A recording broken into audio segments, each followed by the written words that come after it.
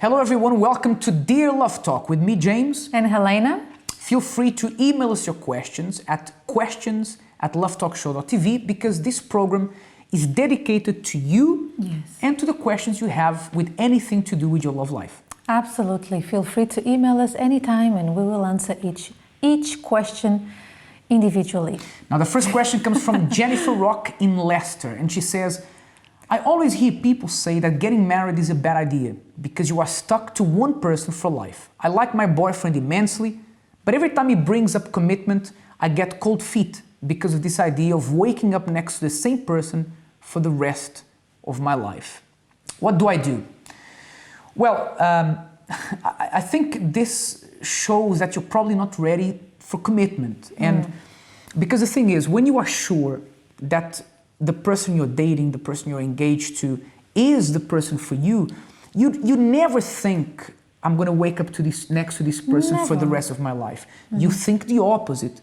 I mean, you do think you're going to wake up next to them the rest of your life, but in a good way. It's like, I'm going to have the privilege of being with this person forever, to share good moments, bad moments.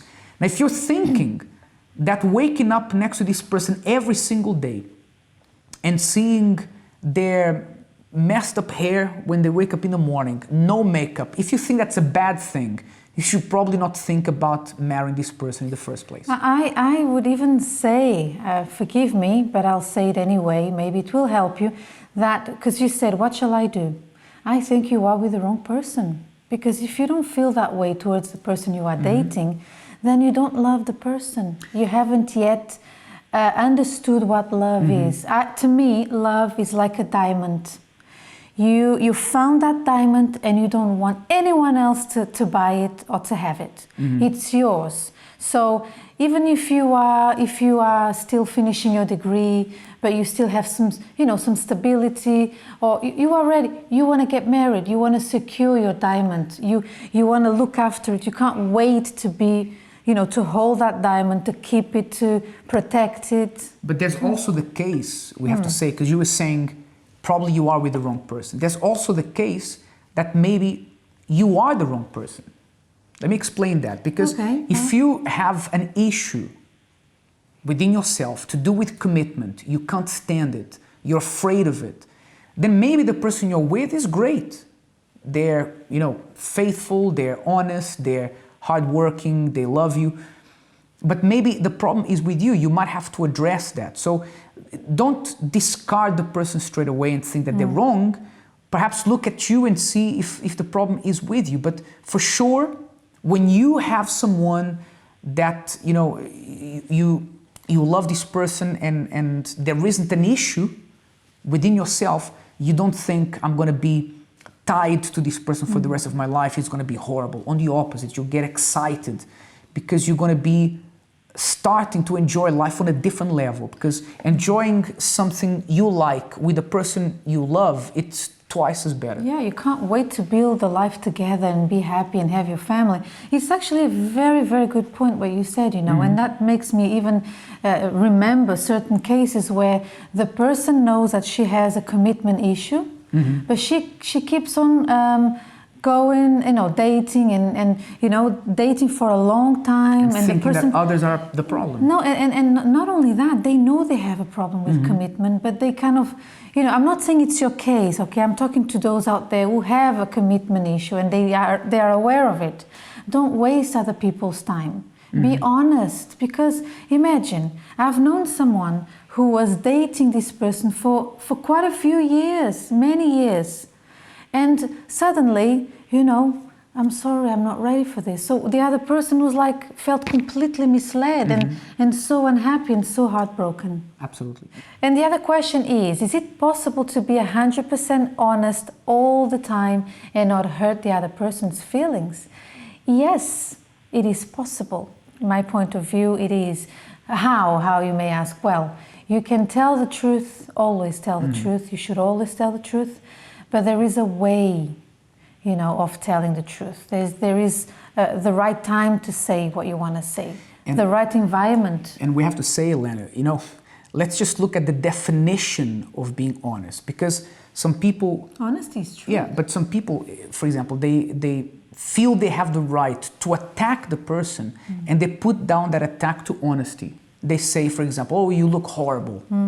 That's not honesty. That's, or you look fat. yeah, that's not honesty. That's being mean. Yes. Or, say, my colleague at work is more beautiful than you. She looks after herself better. That's not being honest.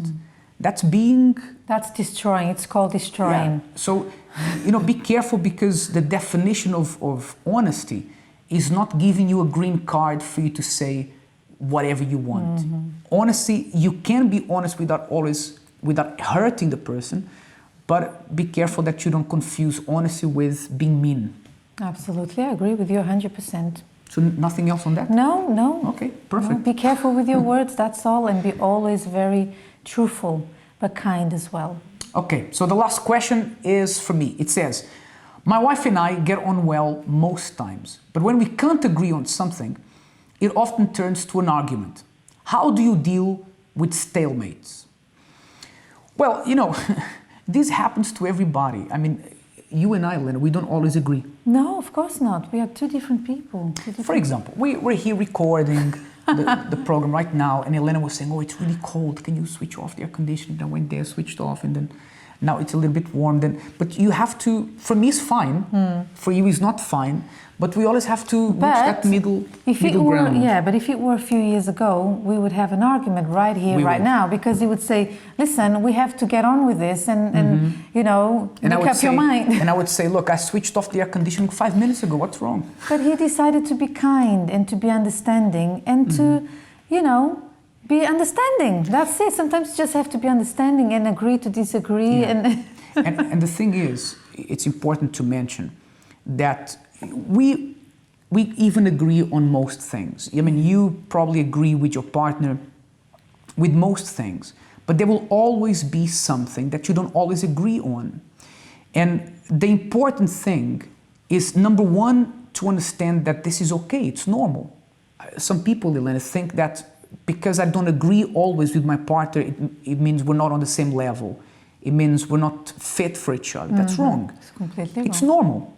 But also, you need to have a strategy in place. I think it's important, for example, that couples say, listen, guys, or listen, when we don't agree on something, let's agree to come back to that later. Yes. Let's agree to discuss this Have a strategy. Exactly. And when our heads are cooler, or when we're calmed down. And when you do that, you may not have a solution for that immediately. You may have to come back to it later.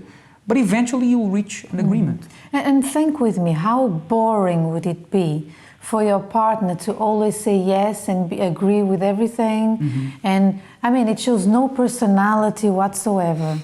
The person is a yes person. So I'm not saying it's nice to fight. That's not what I'm saying. But, I have different tastes. He has a different taste. But what we choose to do is to agree to please one another. Yeah. And to, I'll give in because I want to make him happy. That's what relationships are about. It's not about me, it's about the other person. Yeah, and be careful that, for example, some people, it's like they have a scorecard of how many times I gave in and how many times you gave in. Last time it was me that gave in to whatever you wanted to do. Don't keep a scorecard. If you gave in 10 times and your partner gave in once, there's no winner or loser. The winner is the relationship. It's actually very mature. So that shows, a lot of immaturity right there. So absolutely. So we hope that today's program has helped.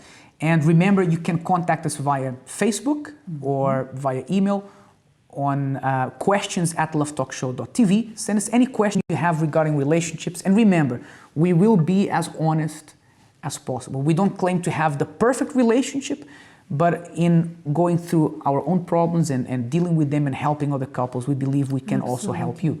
Absolutely. Until next time, have a wonderful day. Bye.